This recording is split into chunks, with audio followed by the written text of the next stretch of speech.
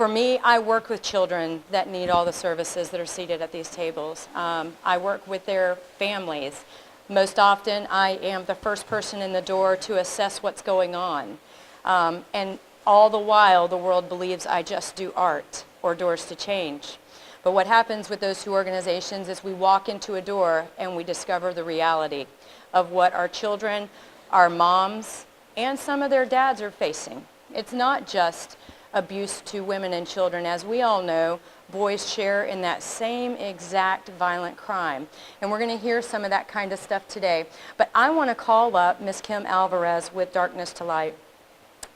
Kim does amazing work with this organization, and we've been bumping off of one another for a couple of years at the very minimum when we have events and we see each other. And the truth is that we should not be bumping off of one another. As agencies that are providing services, we should be networking, and we should be working as hard as we can together to end violent crimes against women, children, and really everyone. With that, Kim Alvarez, Darkness to Light. I grew up in the picture-perfect family. I was called the debutante Miss America. I was the first Miss America that they ever brought a family up on stage.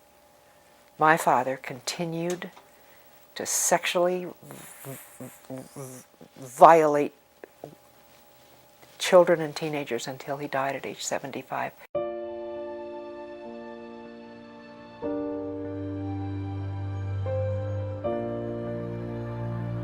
I still cannot even say what really happened, other than he had sexual acts with me and had me perform them, but I still can't say it.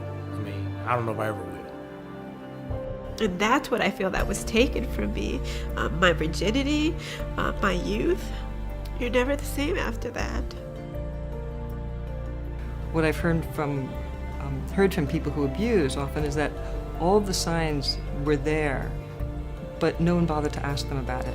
No one in their family, no one in their work. And we need to learn how to see what's going on and begin to ask questions.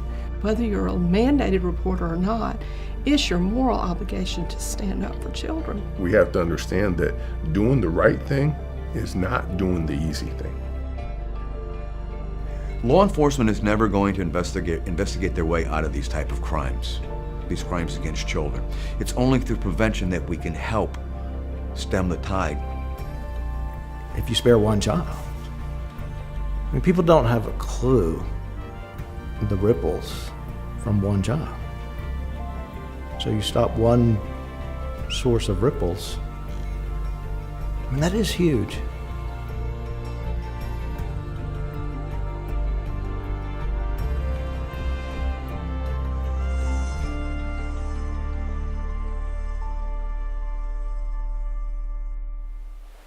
Thank you. As Gary Glover, who is a survivor, just said in that clip, he just said it so eloquently with regard to Malcolm Gladwell's tipping point.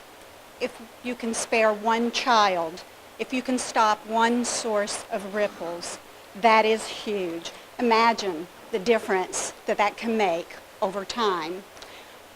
As it says, 1 in 10 children will experience some sort of sexual abuse before their 18th birthday. Those statistics are staggering, and it is a terrible legacy that is handed down generation after generation to our children. I want to share with you that 1 in 10 is not really an accurate statistic. That number is only for those that are reported, abuses. It does not include, it is only non-contact acts. I mean, it does not include non-contact acts like sexting, internet pornography, and voyeurism. So if we include all of those numbers, we're possibly looking at a number that is much, much lower than that or higher than that.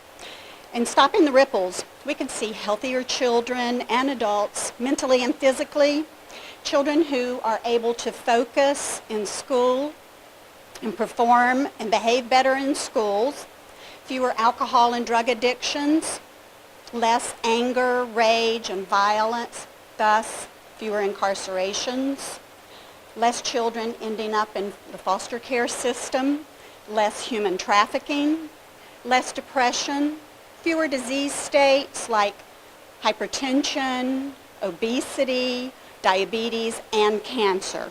Yes, that is true. A more functional society instead of a dysfunctional one, and even fewer suicides. What is the solution? Prevention, prevention, prevention. Education and awareness programs like Stewards of Children. How many of you ever heard of Darkness to Light before today or have taken training?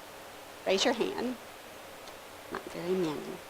Well, as a facilitator for the Stewards of Children prevention program, I intend to change that and to grow that number to a tipping point in our Sunshine State. Why?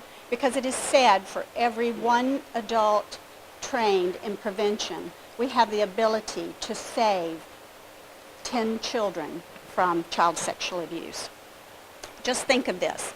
If we trained 1,000 adults in prevention, that equates to 10,000 children that could be saved. Wouldn't that be awesome for our community? Darkness to Light is a nonprofit organization based out of Charleston, South Carolina. It is our mission to empower people to prevent and yet put an end to child sexual abuse. Our Stewards of Children training programs raise awareness of the prevalence and consequences of child sexual abuse by educating adults with 5 simple steps to prevent, recognize, and react responsibly to the reality of child sexual abuse. To date, we have 8,000 facilitators conducting our trainings and have trained more than 890,000 adults in 50 states and 16 countries. You will learn today just how vast those consequences of abuse are and of the tremendous damage and burden it places on children who must endure it, and usually alone. I'm sad that it took the fall of a football program like Penn State to peel the scab off of a very nasty wound, to expose the reality of what our children have endured in a silent and taboo epidemic for hundreds of years and continue to endure. But the good news is those of us who have lived in silence and secrecy are now finding the courage to purge the most traumatic experiences of our young lives and find hope, healing, and justice. At Darkness to Light, we were working to change that paradigm of holding children responsible for having to protect themselves from the inappropriate boundary violations of their perpetrators. You may remember the campaign Stranger Danger, but the fact is that 90% of sexual abuse survivors know their perpetrator, and often it's not a random stranger. Because of prevention efforts, those numbers are getting lower, yet we still have so much work to do. So I ask that you join the movement against child sexual abuse and begin prevention. Take the training and encourage all of your family, friends, and youth-serving organizations to be trained as well. Please stop by our Darkness to Light table and learn more how you can be trained. So let's get on in our prevention awareness campaign today. I want to take this time to introduce our first speaker. Let me tell you, this lady is fearless and a courageous woman. In fact, she is one of my superheroes, literally. She is from Alachua County and is a product of Head Start and also has overcome child sexual abuse and domestic violence, but has rallied to prosper with degrees in mass communications and a doctorate in ministerial education and leadership. She is the author of several books, From Food Stamps to Favor, and a children's book titled Don't You Dare Touch Me There. She is about to release 2 additional children's books, N.O., and that means no, say no to drugs, and Leave Us Alone, You Mean Old Bully. Her children's books feature these kid-sized superheroes called the Feisty Four. So, today this feisty lady is going to share with you a reading of her book, Don't You Dare Touch Me There. So will you please join me in offering a huge welcome to Dr. Kendra Albury.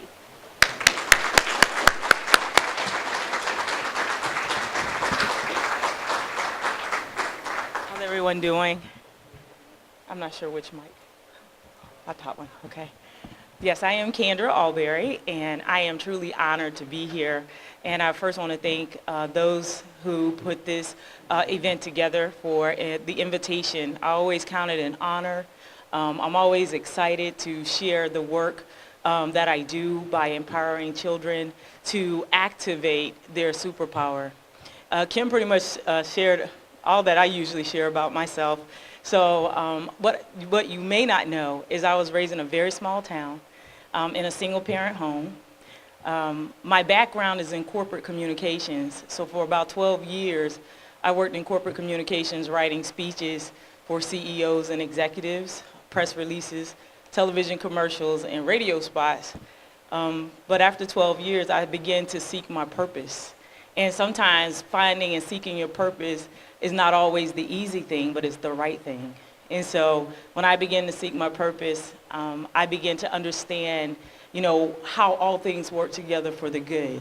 And I began to find my voice. And once I found my voice, I began to help other children find their voice. So in 2013, I did write Don't You Dare Touch Me There. And in fact, I was in the middle of completing my memoir, From Food Stamps to Favor. And I was in bed with my laptop, and I was watching the news. I love news.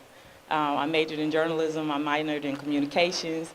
So I just love news. I love Fox News. I love CNN. I love the Today Show. I love Good Morning America. I'm a news junkie. And that's thanks to my mom, because when we were getting dressed for school, she would always say, you need to know what's going on in the world. And I mean, who's going to argue with a single mom? Not me. So, who was very stern.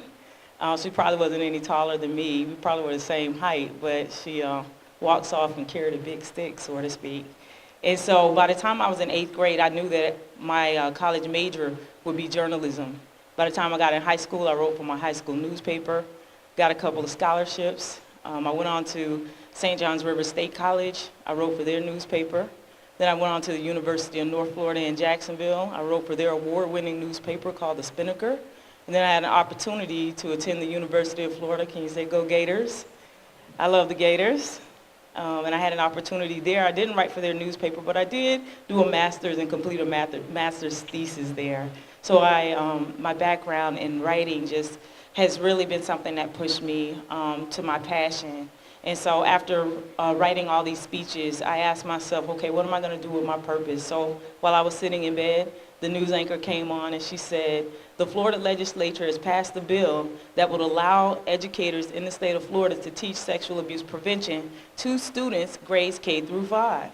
And I heard this voice say, don't you dare touch me there.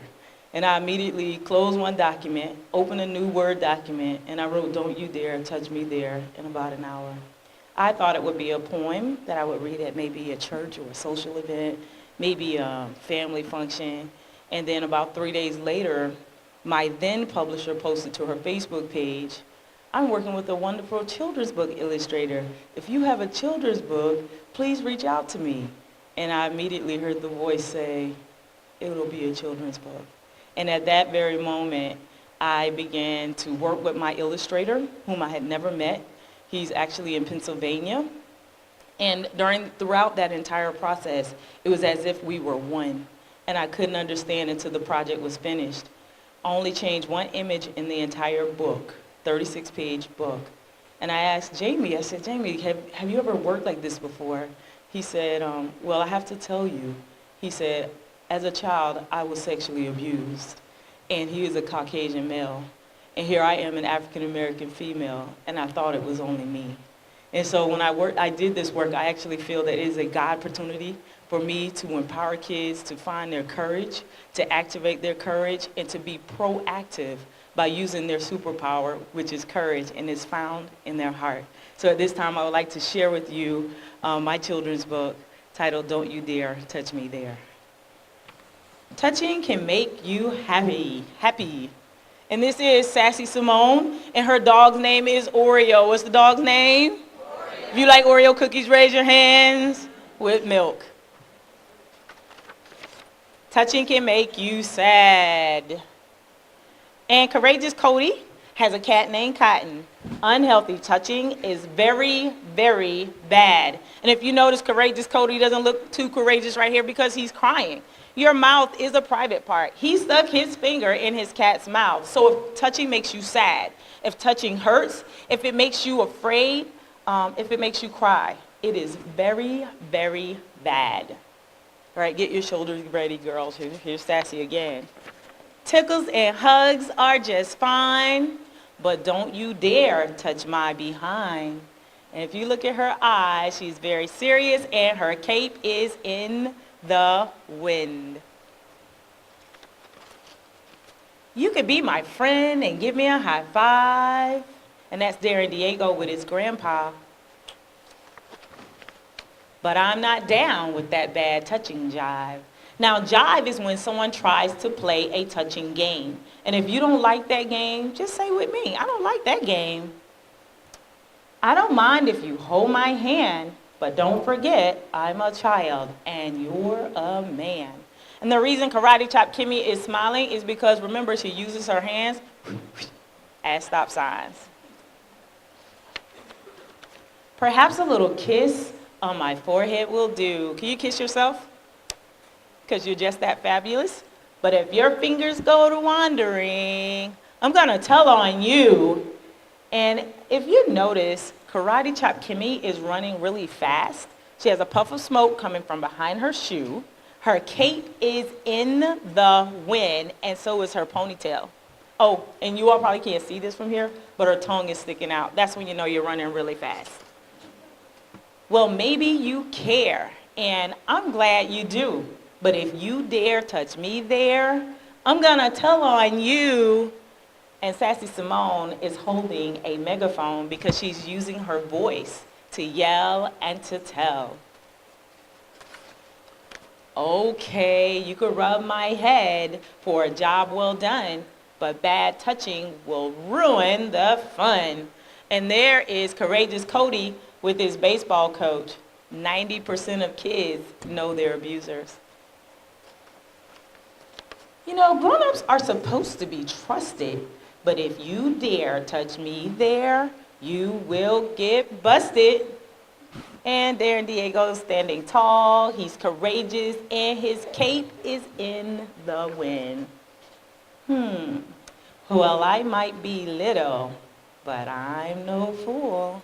Because if you dare touch me there, or there, it won't be cool. And there he is, jumping, kicking, fighting, because his cape is in the wind. You know, bad touching isn't healthy, and it's just not right. I may not be as strong as you are, but I'll put up one heck of a fight. And there's Courageous Cody with his angry face. Can you see your angry face? Good angry face. Yeah, I'm going to tell and sing like a bird. If you don't know, you better act like you heard. And the reason Sassy Simone says she's going to sing like a bird, because birds sing a lot. And remember, I told you up front, she talks a lot. And a lot of times, that's not a bad thing, because if a child stops talking, that might be a sign that something is wrong. Oh, so you think I'm a pushover? You better think again, because I'll tell another family member, adult, or friend. And there's Courageous Cody, he's telling, and the adult is listening. I won't feel embarrassed because, I'm not the one to blame. It's not my fault, so I won't be ashamed. And Sassy Simone looked like she got into her mom's lipstick. If you make me feel uncomfortable the least little bit, I'll tell another grown-up, lickety-split.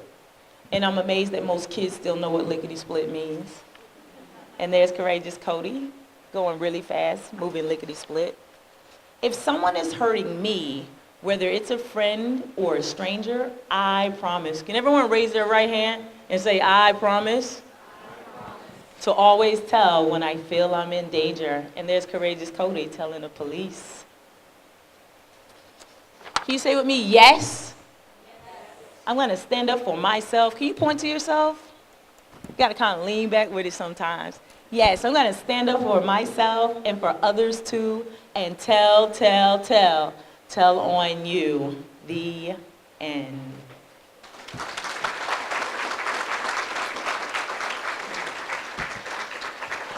Thank you so much. And typically when I read the book aloud, we soar into Superman music, but I didn't want to do any soaring today with the adults. But we soar into Superman music. We use our imagination. The book is bright, it's colorful. It teaches kids shapes, numbers. I wrestled with my illustrator on numbers. He's like, usually you don't have to put page numbers on children's books. I said, well, I want kids to count. I want them to learn to count, and colors. And so the whole purpose of this book is really to help kids get that courage so that they can be proactive versus reactive, because I believe that prevention is the key. My work is found on my website at kendraalberry.org. My books are also available on Amazon, Barnes & Noble, Books A Million. They're also on Kindles, Nooks, and iPads or e-readers. If you have any questions, feel free. I'll be right over here. I have coloring sheets for kids and packs of crayons if you want to take this message home. I also have a couple of books. Thank you so much. Thank you for having me.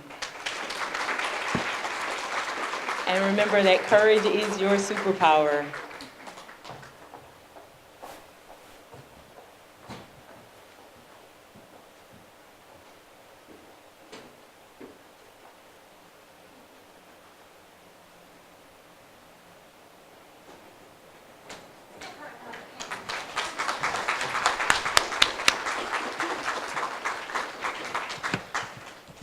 How many of you are going to go out and buy that book and take it home and read it to all the children in your life?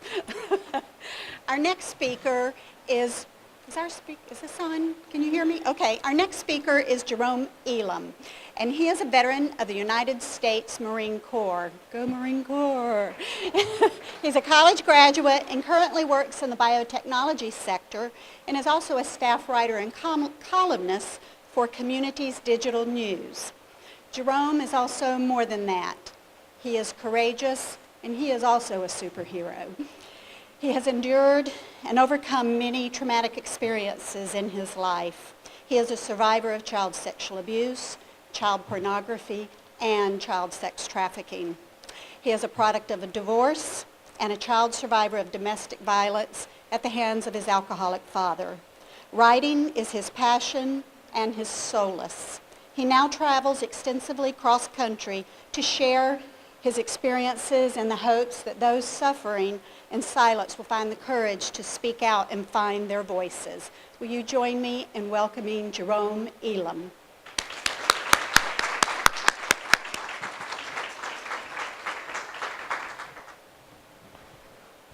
Thank you, Kim. Good morning. First, I want to thank Kim Alvarez for inviting me here today to speak. I also want to thank Jane Waters Thomas, Executive Director of the Arts Ensemble and Education Foundation, and Doors to Change for creating and organizing such an important event. Human trafficking is a silent predator swallowing the innocence of our children as it profits from the pain and suffering of its countless victims. Lurking in the shadows of humanity, the evil that is human trafficking knows no boundaries, surpassing gender, socioeconomic status, ethnicity, and race. The fragile nature of our realities is too often torn apart by the revelation of the horrific nature of human trafficking. Victims endure a lifetime of ravaged innocence and broken hopes and dreams, even if they are able to escape alive, which few seldom do. We must unite as a society before the next innocent victim vanishes into the world that is nothing more than rape for profit. According to the United Nations, human trafficking is a $32 billion a year business. There's an estimated 27 million slaves in the world today, and that number is growing exponentially. In the United States, the Department of Justice estimates close to 300,000 children are at risk of being trafficked in this country right now.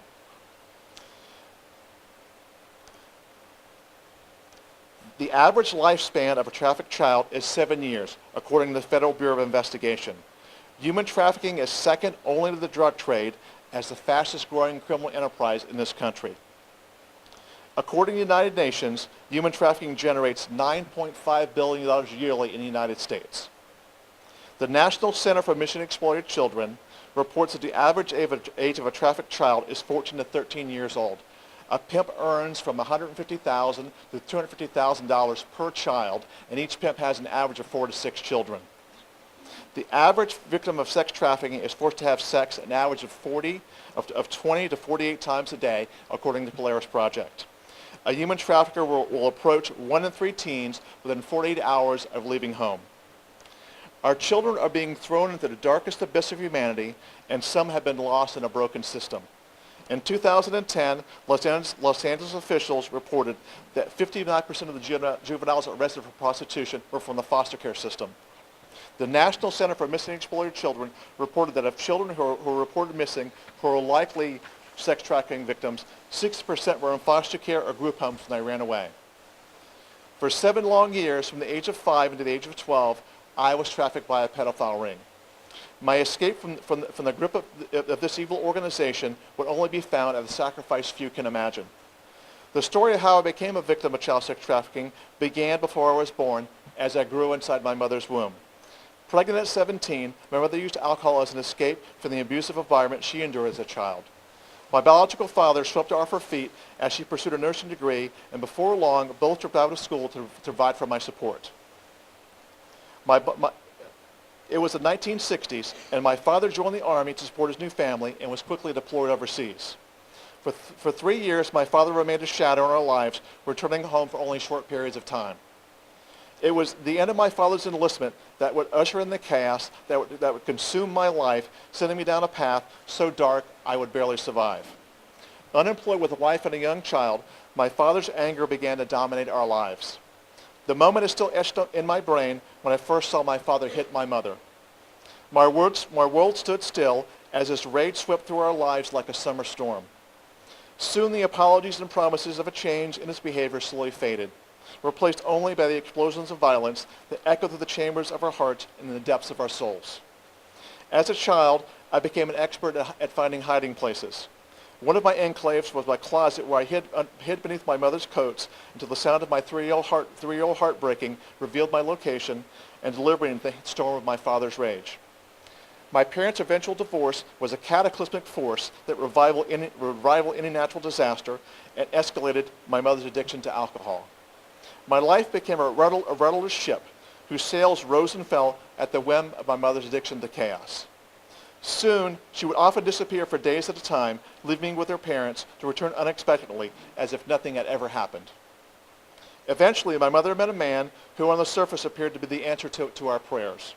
I finally thought the fairy tale I had dreamed of having a stable family was coming true. My mother's new boyfriend bought me gifts and took me to sporting events, and soon he and my mother were married.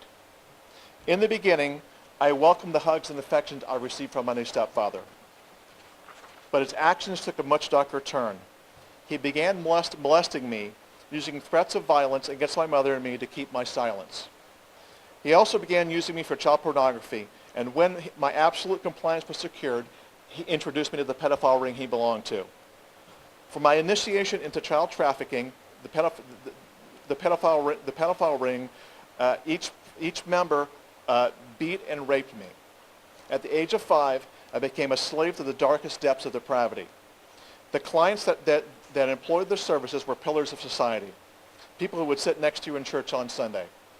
For 7 years, I suffered under the yoke of sexual slavery, and when I tried to speak out, I was severely punished each time.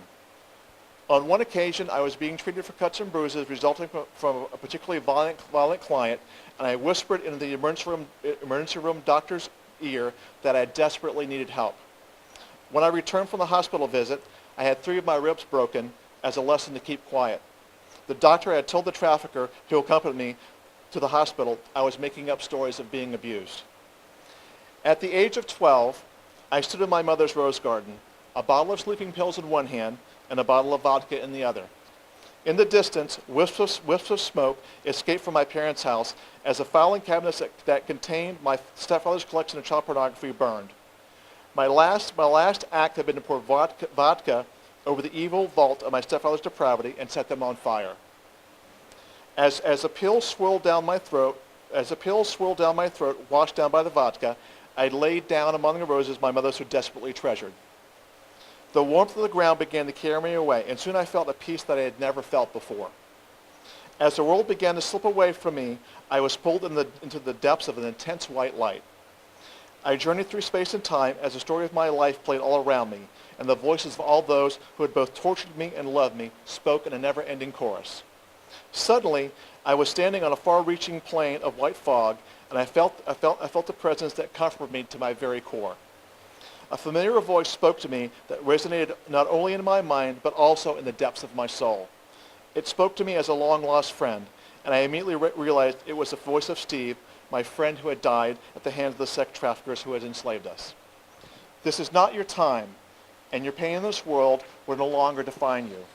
It will guide you to who you were meant to be, and you will find a purpose in your life that will not only wash away the pain of your own life, but that of others who have suffered under the evil that lurks within our world, the voice said. I awoke in a hospital emergency room as wide-eyed doctors stood over me. They had pronounced me dead 3 minutes ago, and a priest was just entering the room. From that day forward, it was as if my soul was encased in celestial armor, because there was nothing anyone could do to me that could douse the flame that raged inside my soul, and that would drive me to change the fate not only of myself, but also of others who are suffering in silence. I would not permanently escape the grip of the organization at the age of 17 when I joined the United States Marine Corps and never looked back. Since that date, I sincerely believe it is through God's intervention that I'm here today as a survivor of human trafficking and not a casualty. I stand here today not only as a survivor, but as a living testament there's always hope and a light inside all of us no one can extinguish. My prayer is that I can save at least one child from the hell I endured before it is once again time for me to hear the voice of my friend Steve. Please join me in the fight to end human trafficking and save the next child before they are sentenced to a ravaged childhood with a lifetime of broken hopes and dreams. Learn the signs of human trafficking and call the human trafficking hotline at 1-888-3737-888 if you suspect someone is being trafficked. If you look on my blog, which is on the back of my business card on your tables, I have the signs of human trafficking posted after every entry I make on that blog.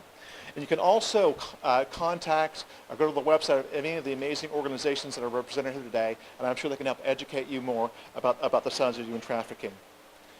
Together, we can bring an end to the ravaged hopes and dreams of so many children and stem the tide of total innocence sweeping across this country. And I just want to thank everybody for coming here today and showing your support, because you're making a difference, and God bless you and thank you.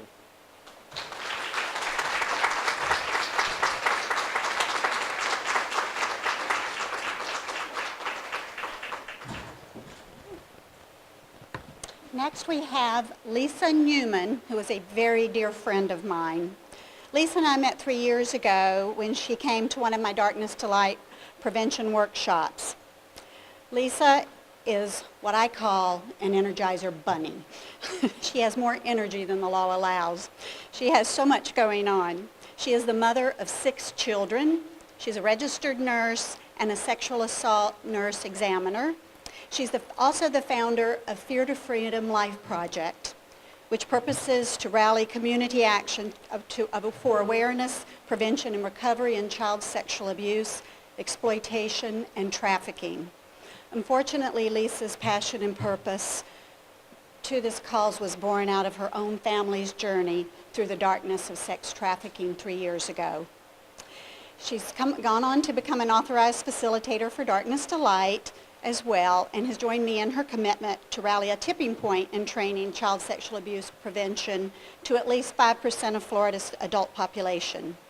Because of her experiences, Lisa is working to develop child safety programs and trainings that focus on the language of a child despite their silence, forms of manipulation, and neurobiology of trauma as it relates to disclosure and specific legislative concerns affecting investigations. Please join me in welcoming Lisa Newman. Kim is truly one of my inspirations. I am not a speaker by nature. I was not like Kendra. I did not go to school for communications, but I'm learning because the passion within me is bigger than the fear of standing up here and talking to you. February is a mile marker in my life. This month kind of celebrates from when I went from fear to freedom. And I know we've got short time, so I'm going to read a lot because then I can stay on task here. 2 years ago, the vision became reality, and Fear to Freedom Life Project was birthed. And I can only share from a mother's perspective and from my journey as I've stepped into the darkness of the reality of child sexual abuse, exploitation, and trafficking. As Kim said, I am a mother of 6 children, 5 boys, 1 girl. I'm a registered nurse. My husband's a technological architect. We are professionals within our community. We do not fit into the statistics of a family with children high risk for trafficking. We talk to our kids, we spend time with our kids. From what we know, we're good Christian people within our community. Our kids were fully aware of body safety. So why then did this happen to me? During the summer of 2011, we sent 3 of our boys to a summer daycare at a local Hillsborough County Parks, Recreation, and Conservation hosted program. One of our younger sons was sexually abused by a coach, they call them coaches, an employee, as well as 2 other boys within our son's group that we're aware of. Over time, our son also disclosed details that suggested leaving the daycare, being trafficked for the purpose of sexual abuse by other perpetrators, meeting other children, taking pictures. Our son was 5 years old. Boys are not being discovered. This young generation being trafficked for pedophile rings and for the purpose of child pornography are completely off the radar. At the Clearwater Human Trafficking Task Force meeting on this past Tuesday, February 10th, the FBI representative stated that it is very rare to rescue a boy. Most tips and arrests occur at a juvenile level, and they are young girls being prostituted. So what didn't we do as parents? How did this happen? Why did I assume that any of my children would come home and tell me if someone touched them in an unsafe manner? I will sum it up for you. Fear and manipulation. We didn't teach our kids about manipulation. We didn't know the statistics. We had no clue what trafficking meant. Long story short, we found no justice. Our son did not disclose to law enforcement. Therefore, our criminal case was closed.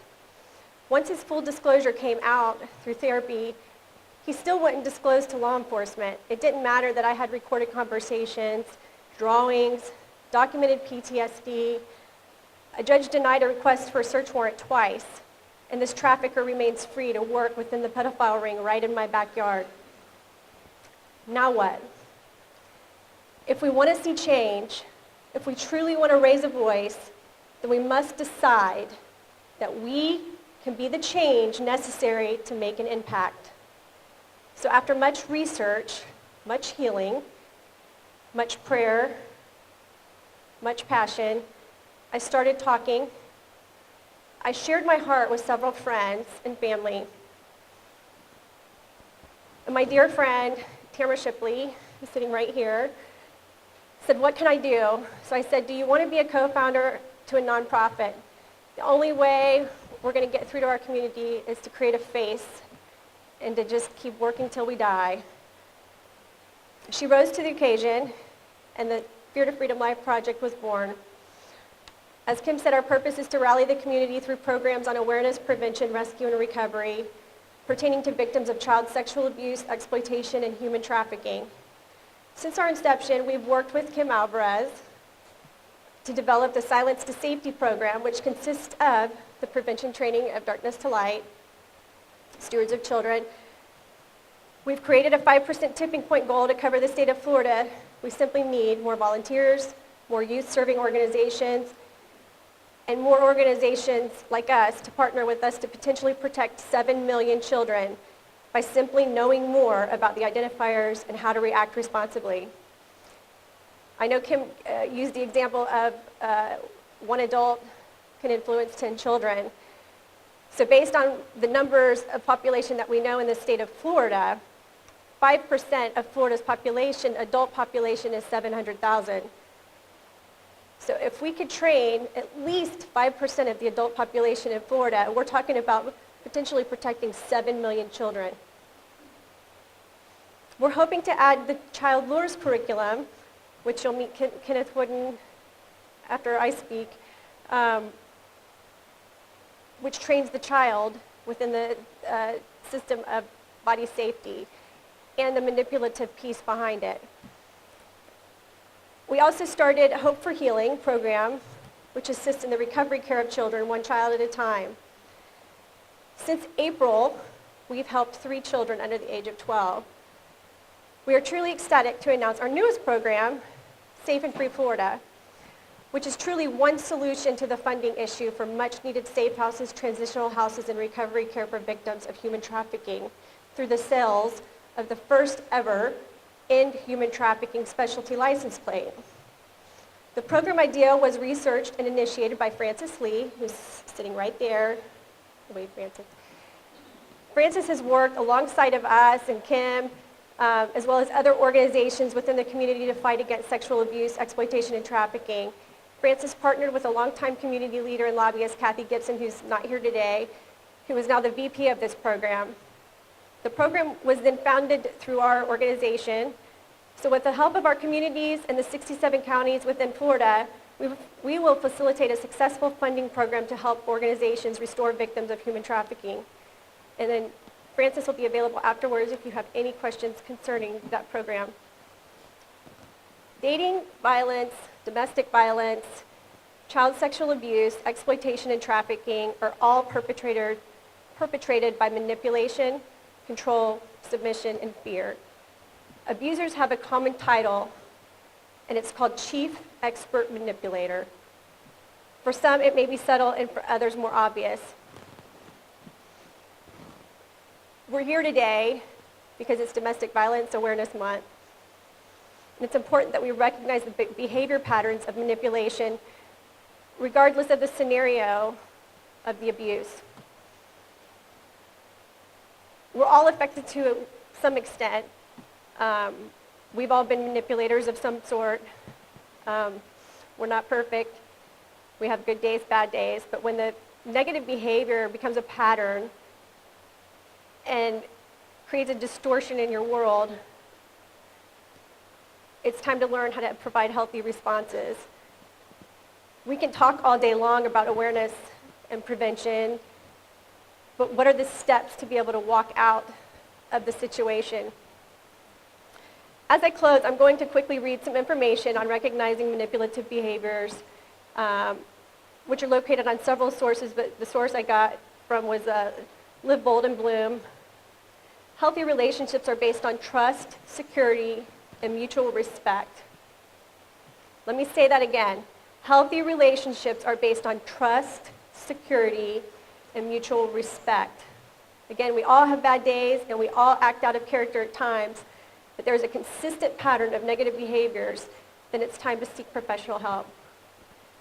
We can all be self-centered to an extent, but healthy-minded people will most likely recognize their poor choice of behavior and correct it with an apology and begin with a more loving approach to conflict resolution. There's 8 signs, and I'm not going to go through all of them, but there's 2 that I do want to go over with you real quick. And these are significant to domestic violence and the sexual abuse and exploitation piece and your trafficking piece. But it was number 7 and number 8. Number 7, they use aggression and anger. They often try to intimidate with aggressive language, subtle threats, and outright anger, especially if they see you're uncomfortable with confrontation. The goal is to foster fear, extreme discomfort to get things done, or so you'll be up quickly, or so you'll get to it quickly. For example, maybe your spouse raises their voice or slams the door when you do something he doesn't like. Over time, the manipulator learns all they need to do is get a bit crazy and things will go their way. Unless you fear physical violence, call them out on this behavior. If this escalates, the anger or aggressiveness, leave the room or house. If left unchecked, can lead to more harmful behaviors. We see this behavior a lot, even with the sexual abuse, exploitation. It's like a switch and bait. It's a, hot, cold. It's a sunny day, then all of a sudden the weather changes kind of day, walking on eggshells. But it begins to distort your reality and devalue yourself. And before you know it, you're in a cycle of abuse. 8, they seek out sensitive, insecure, or overly trusting people. They seek out the vulnerabilities in people in order to exploit them. This is one of the prime behaviors of a predator. These manipulators may first come across as caring and sensitive, but over time begin to exploit the other person. It can be a conscious or unconscious behavior that creates relationships with people who are more easily controlled. So essentially, there's the obvious and then there's the subtle. In sexual abuse with children, you have the grooming process. And again, you've got 90% that are familiar to these kids. 90% of human trafficked victims were sexually abused as children. We have these pedophile rings that, like I said, are under the radar. And when I met Jerome and heard his story, I have to say I was truly triggered for probably 2 weeks, because he was the first male survivor story that correlated with everything my 5-year-old son and as he had articulated his story. As a parent, you don't want to believe that these things happen, much less happen to your children, and how did this happen? I thank God every day that we were able to intercept and come to disclosure. But with that said, I will never be able to look back. It'll be a constant momentum of moving forward. And like Kim said, there is a energy there because the passion is so there. And because of our story and the research and meeting so many survivors, amazing people, the reality of the darkness that's out there is just unfathomable. Florida is 3rd in the nation. Tampa is 10th in the nation for human trafficking. And again, we have a young generation that is under the radar right now because we're not rescuing them, and there's just so much to do. And again, prevention is key. So I thank you very much. Bless you.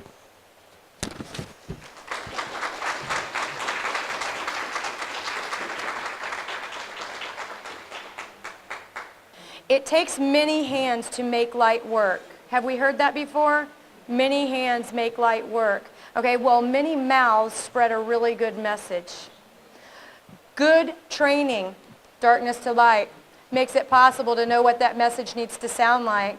Our human trafficking task force, they have a speakers bureau. They will come and talk to your group. You need them. You need them to come and talk to the people. You don't have to know all the answers. We are sitting in a group of people who have collectively all of the answers. Isn't that exciting? They're in this room. Begin to talk. Begin to work together. Begin to network so that we can end violent crimes against women and children. Not only prevent, not only raise awareness, but actually call an end to what we see as a growing epidemic, as Jerome mentioned earlier. So with that, it is my honor to introduce our next speaker. When I initially put out our press releases, Mr. Wooden was not on that press release because I got the most brilliant phone call on like Wednesday of this week, and it was a voicemail. And in true fashion, the young lady that works with me that makes my world look like I have it all together, Miss Julie, comes running at me with papers and said, "He's for real. He is for real. Don't call him back until you talk to me." Well, much to my surprise and delight, he's more than just for real. He has an amazing history of fighting for the rights of children in not only our country, but in spreading the word and awareness.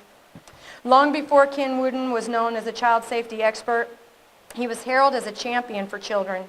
During his years as an investigative reporter for network television, Ken's work consistently focused on issues affecting children, particularly sexual exploitation.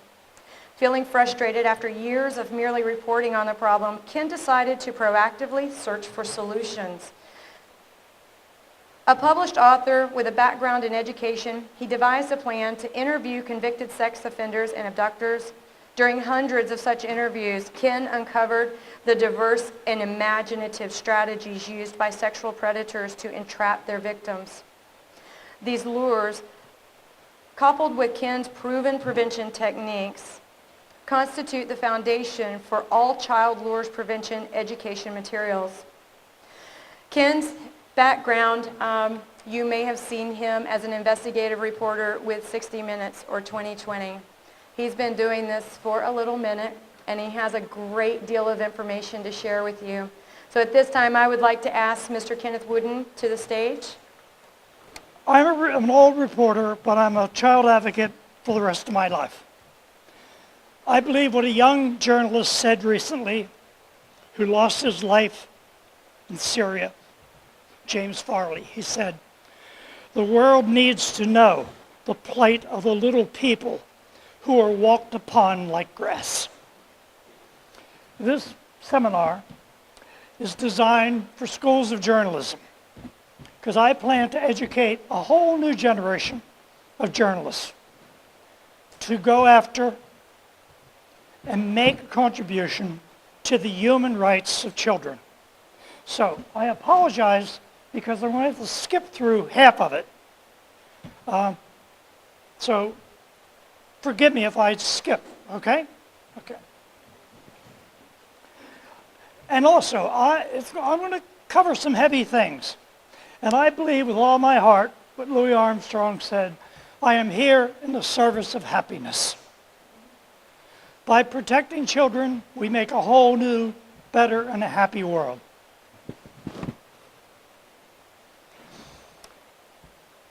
I did a story for 60 Minutes with child pornography. And as a result, I was invited to the Roosevelt Room.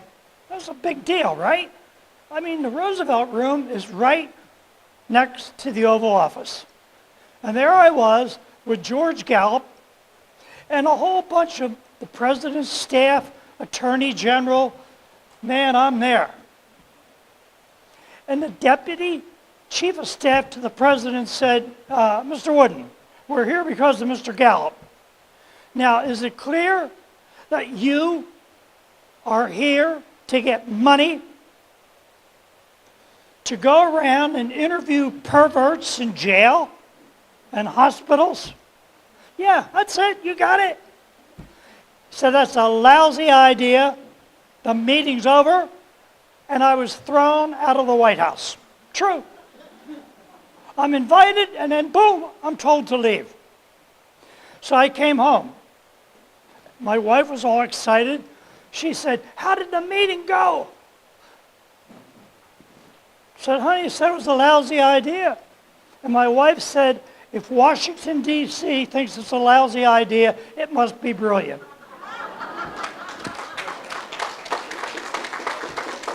This young lady, a nurse in the blue dress, my trophy wife of 56 years, made everything possible. Working for Mike Wallace, who I loved, and George Gallup, they were dear friends, I came upon a newsletter. We did a story called Child Pornography. And the newsletter was PIE, P-I-E, Pedophile Information Exchange. And in that newsletter, they would give out different lures to lure children. The one I'll never forget, soap crayons. Cheap, the kids will undress themselves, and there they are for the pickings. Month after month, they were giving out a specific lure. So without any help, except this lady who put on her nursing uniform and her white cap, one family did all the research. We traveled this country. I interviewed over 1,500 perverts, killers, you name them. And I got information so valuable that when it appeared on 2020, and Barbara Walters held up this book, I got a request from the Secret Service. They wanted this material for the first family and for their families. I was honored.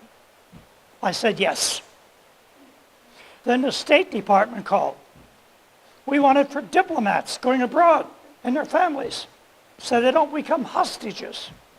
You broke new groundwork, yeah, fine, you got it. I wish I had a pension these days. And Martha said, that's because you give everything away. But anyway, if it's good enough for the Secret Service.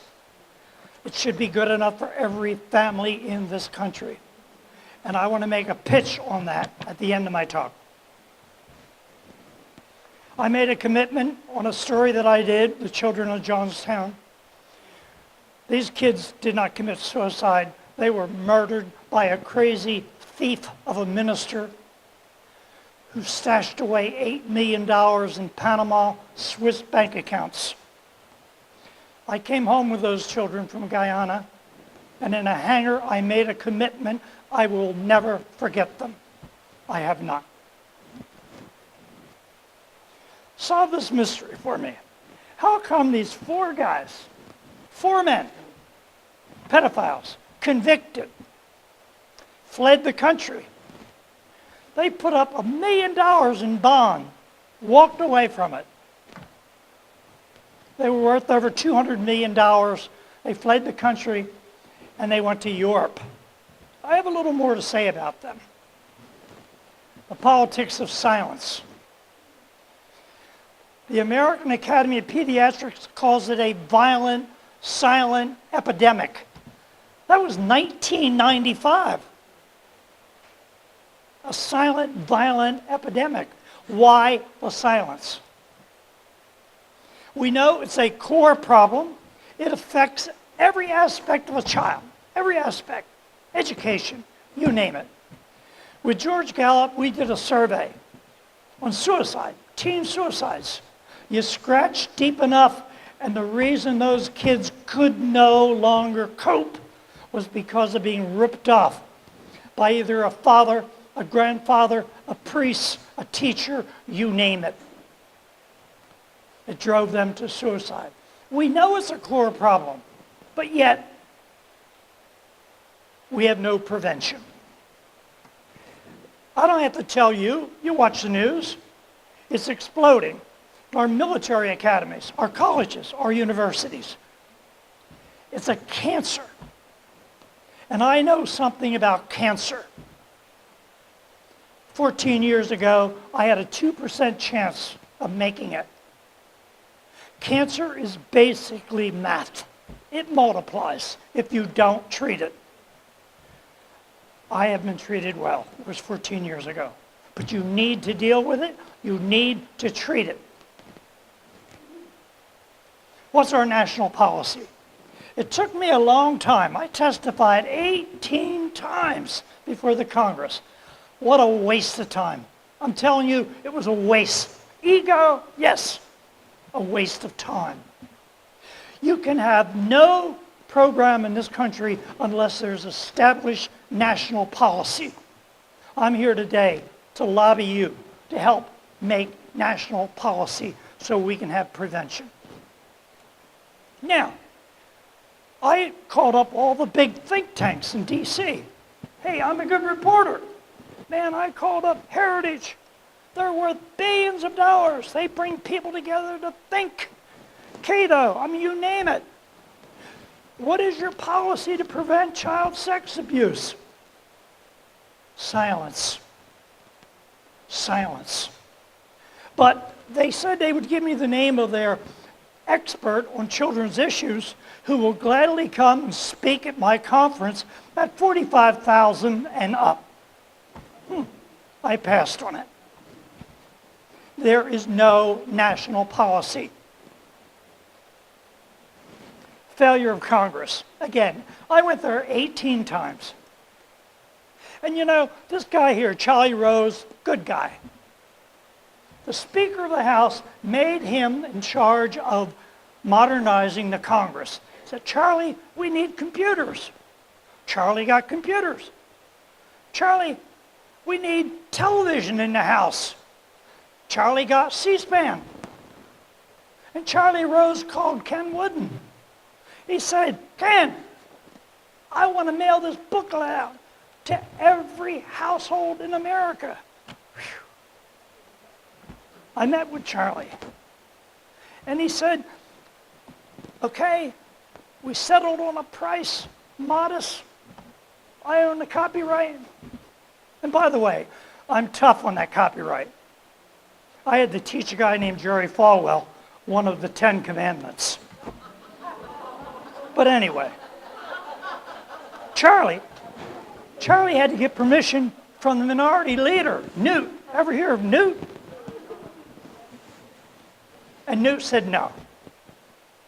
This was 1994. Newt had plans to take over the Congress. Hey, politics, let him do it. So then I go and I meet with Newt. That's me, meeting with Newt. Hey, Newt, how come? And he held up, he said, oh yeah, old Charlie Rose. If I mailed this thing out, I would not be Speaker of the House today, quote, unquote. But he said, Ken, I'll get it in my congressional district for you.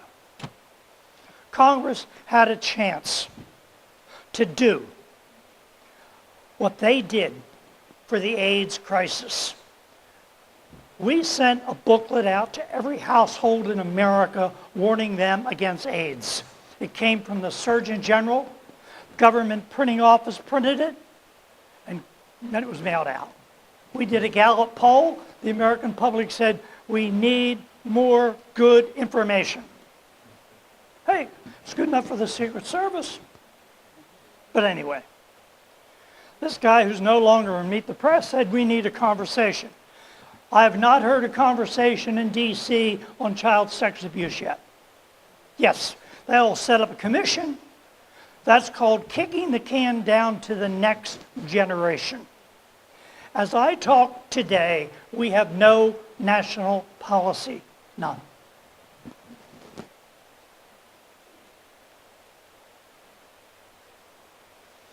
I just need to quickly touch upon this.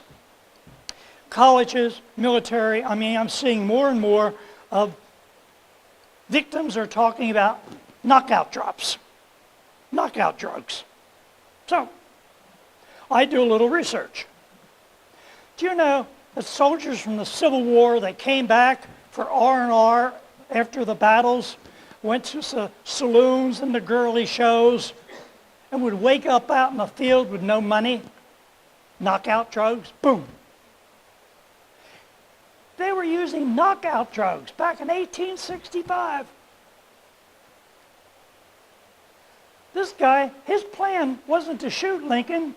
It was to use knockout drugs, take him to Richmond, and then bribe for a new country for the Confederacy. But he couldn't get Mr. Lincoln, so he shot him. In the meantime, the knockout drugs, I can take you through the 20th century, I can take you through the roaring 20s, and there's a common theme. Knockout drugs, knockout drugs, knockout drugs. Organized crime would use knockout drugs. Now, the churches really got into the act like you guys are doing now in 1910 in Chicago. They were fed up with prostitution. And over 700 churches really got together, said, we got to do something. So they passed the Mann Act, 1910. It became a crime to take a woman across state lines for sex, 1910. So I'm working with Mike Wallace in 1977, and you know what? Boys were never included in the Mann Act. Gee, an omission. So I'm about to testify before Congress. I want to fill you in now. And I was going to say, let's amend the Mann Act. Peter Rodino, the House Committee, wanted me to testify. The work I did on 60 Minutes. But a wonderful congresswoman, do you remember Millicent Fenwick? She was outstanding. It's a disgrace we only have 19% of the House of Representatives as women. Do you hear me, women out there? We need more women. Millicent Fenwick, let's hear it. Millicent Fenwick said, before you testify, I want you to meet 2 members of Congress. Sure. So I went to the Rayburn building. She got me in the elevator, and we went down below the bomb shelter. And I met the chairman of the House Appropriations Committee, and I met the chairman of the Education Committee. Do you know how hard it is to get to meet those guys? There they are sitting in front of me. And they said, Ken, we read your testimony. Millicent really likes you. We want to tell you something. It was no accident that boys were left out of the Mann Act. They were the sexual pleasure of members of Congress for years. And J. Edgar Hoover kept them out of the Mann Act. That lady in blue and my two daughters lobbied the Congress, and we got boys in the Mann Act in 1978. Thank you, Martha. Organized crime, you hear they make their money through alcohol and all that. Prostitution brought in a ton of money. It's money. Keep your eye on the money and the people behind the money. Right now, military bases and colleges have the same problem. But see, they have what I call the making of a perfect storm. Yours truly, with a guy named Steve Delaney, exposed the Roman Catholic Church. We broke that story. And before we broke that story, I'm a good guy. I tell Cardinal O'Connor in New York, we're going to break it. I tell Cardinal Bernardine in Chicago, and my own Monsignor, McSweeney. Ken, the church has been around for a long time. God will protect us. $11 billion later, the perfect storm hit. The perfect storm is about to hit major colleges and the military. They are set up for the perfect storm, and they're not addressing the issue. They are not doing prevention. There's a young lady at our university who this guy, who was notorious for using knockout drugs, took her, murdered her, and dumped her body a half a mile from our home. So the college says, hey, we got to look out. Be careful of date rape drugs. I was in Ireland right after this, and I was visiting with Irish officials. My grandparents came from Ireland. I'm proud of my Irish heritage. So I go over there, and I'm reading the Irish Times. An entire truckload of date rape drugs were hijacked. Now, who would hijack a truckload if there wasn't a big demand? We are not addressing this issue in this country. And I don't believe you can do it through laws. We have 20,000 laws to enforce 10 commandments. You get the message? We need prevention. We need eyeball to eyeball prevention and talk to our kids. Here's this, I don't have time for it, but these Marines were trained the best training there is, right? Good Marine? Almost as good as a 101st Airborne, almost. This guy here lured all these 8 Marines, one at a time. I'm going to tell you how he did it, and I'm going to teach you 4 lures. Lure number 1. He would drive up to Camp Pendleton. Hey, Marine, do you want to ride? Yeah, I'm going to go see my girl in Los Angeles. Get in.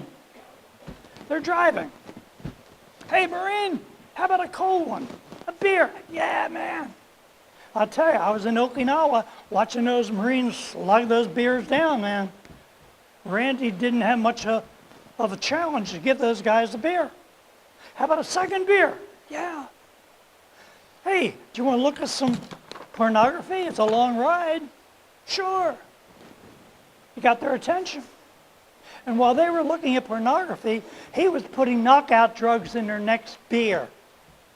4 lures, 8 Marines murdered. So he's convicted. He'll spend the rest of his life in prison.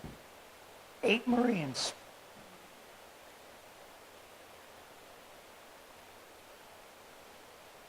This guy here is a neighbor to our daughter Jennifer. And the neighbor next to him is the head of the Vermont State Police. What was this guy doing? Putting knockout drugs in the Slurpees of his daughter and sleepover friends. He gave the knockout drug to his wife first, and then he abused those kids. And guess where he came from? With an arrest record before he came to Vermont. He came from the state of Florida. The VIP factor in human trafficking. I cannot tell you the number of VIPs that we have reported on. Oh my God. This guy was a physician, never caught, but they found 50,000 slides in his home. This guy was a pediatrician in Delaware. Had all those toys. He molested hundreds of kids.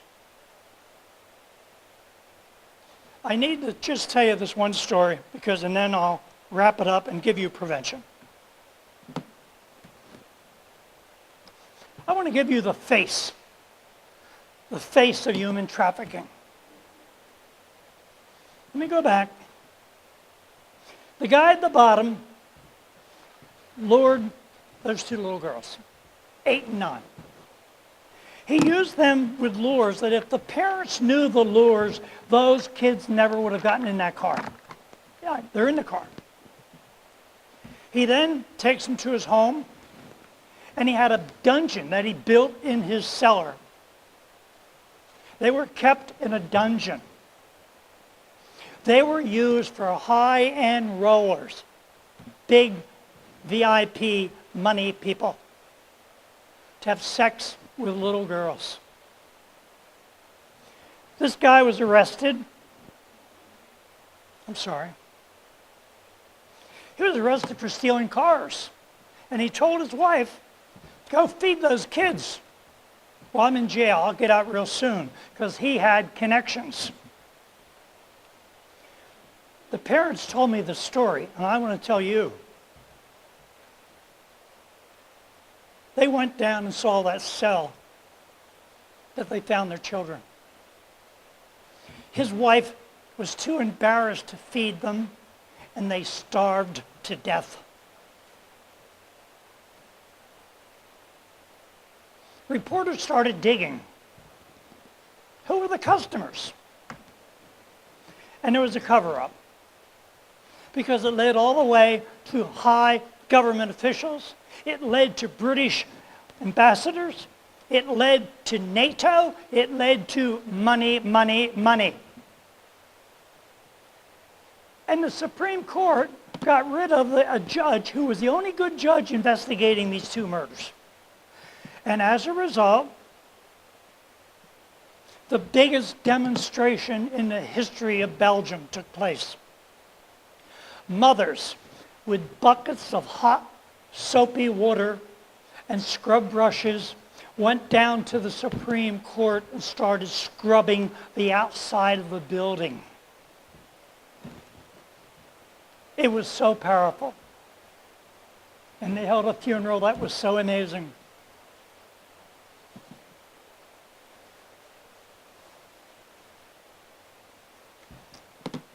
I just want to share this with you about those two girls, because I met their parents and I promised them I will never forget them. But I don't want you to forget them, because they represent victims from hundreds of years ago to 100 years ago to now. They're forced in there. They're raped. Their dignity is looked upon as nothing for the big buck. So some night when the stars are shining and they're really beautiful, I want you to look at those stars and think of those girls and all the victims. And I want you to think of the words of Shakespeare, who in Romeo and Juliet said, and take them and cut them into little stars, and they will make the face of heaven so fine that all the world will be in love with night and pay no worship to the garish sun. So, I take these arrest warrants for these 4 guys. I know they were in Belgium, I know they were in the Netherlands, and I meet with police officers from Belgium, the Netherlands. I had the arrest warrants. And fortunately, I met a Dutch judge who said, Ken, I'll arrest them. We can find them. But I can only hold them for 48 hours. All right? Whew. I'm with 2020. What a story. Believe me, reporters die for this. So I go back. We can get a film crew. We can get all that. But we need to get the Justice Department, and at the time, a guy named Reagan was president, Mr. Reagan. It was his staff that threw me out of the White House. But anyway. I said, hey, we have these guys. Look, here's their arrest warrants. We can nail them. And the United States Justice Department said, we're not interested. They were given a pass. Money talks. So, how do we get around that?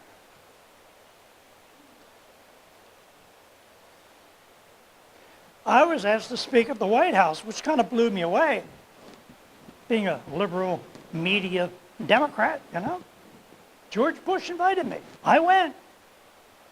Had a good time. And I said, please, don't nickel-dime prevention. And if predators are using the lures, shouldn't we be teaching them? What do you think? It was edited out of my official reaction or remarks. They just put in the official, and I have it, lure 1, lure 2, lure 3, whatever. But they did nickel-dime prevention. Now, when you look at the recent arrest, look at this guy, big VIP. But all the lures he was using are from this book. Not that he was using our book. He knew the lures. The pedophiles shared them with each other. Imagine if those kids knew the lures. These 2 teachers molested 70 children. Do you know how much the final out-of-court settlement was, fellow taxpayers? $139 million was paid out because of the crimes of these 2 teachers in liability. And if you think you're not paying for it, the insurance companies paid for it, and believe me, they pass on the expense and higher premiums. We all pay for it. Here's what we teach kids. Real simple. I want to teach you a couple of the lures. We teach children from kindergarten to military personnel the concept of law by asking a question. Do you have rules at home? Yeah. Do you have rules in your church? Yeah. School? Yeah, we have rules. Well, what happens when you break the rules? Kid in kindergarten will tell you. We get punished. Time out. Well, we have laws. We have rules. They're called laws. The laws are here to protect you. No one can abuse you. And then, without getting graphic, we hold up a little bathing suit. I do this at colleges and universities. Hold up a bathing suit. What's under your bathing suit is yours. This is your dignity. Nobody can touch that or make you touch theirs, because a lot of these pedophiles want oral sex from kids as young as infants. All right? If a kid knows it's against the law, pedophiles have told me in prison they can't get around that. So we teach kids the concept of law at age 5. We also teach them, and then I'm going to wrap this up, we also teach them that they have a siren in their belly. And when that siren goes off, there's something wrong. There's something wrong. And you tell your mother, your teacher, or whoever what's going on.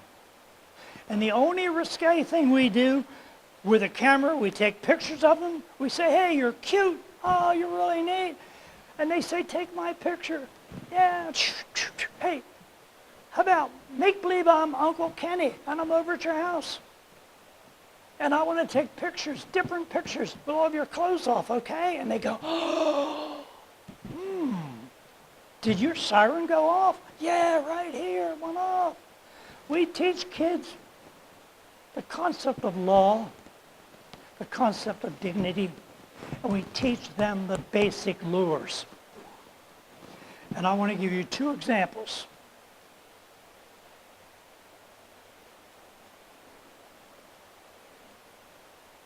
Oh, I got to touch upon this, I'm sorry.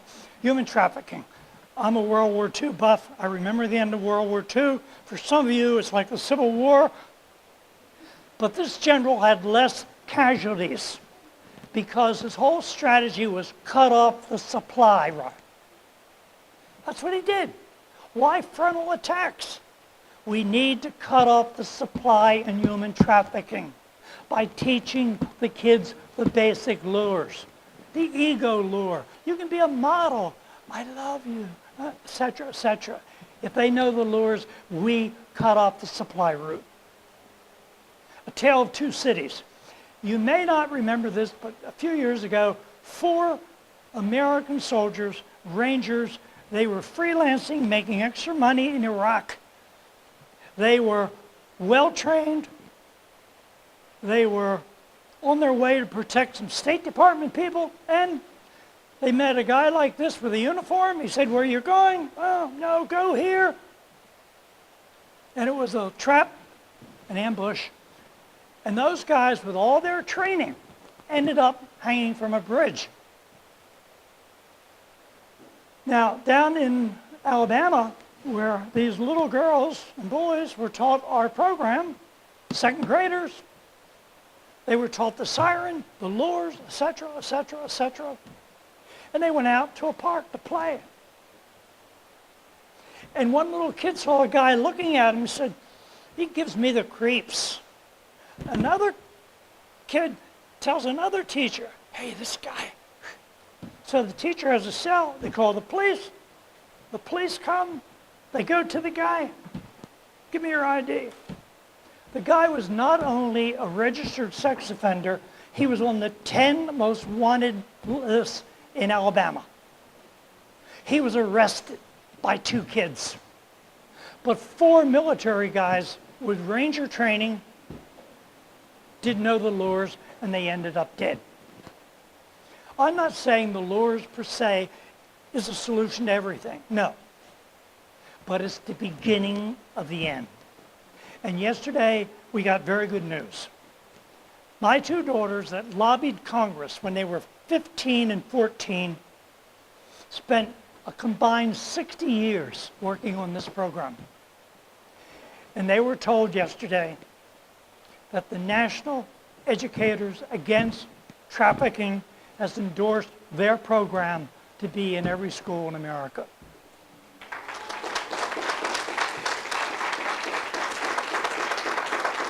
And tomorrow is Valentine's Day, and I want you to remember, we have a special Valentine. One of my daughters, Rosemary, was born on Valentine's Day. So anyway, I thank you. And I do want to give you a little inspiration at the end. I got to do this. Oh, their program is with USA Gymnastics, all that. There they are. Oop. What happened?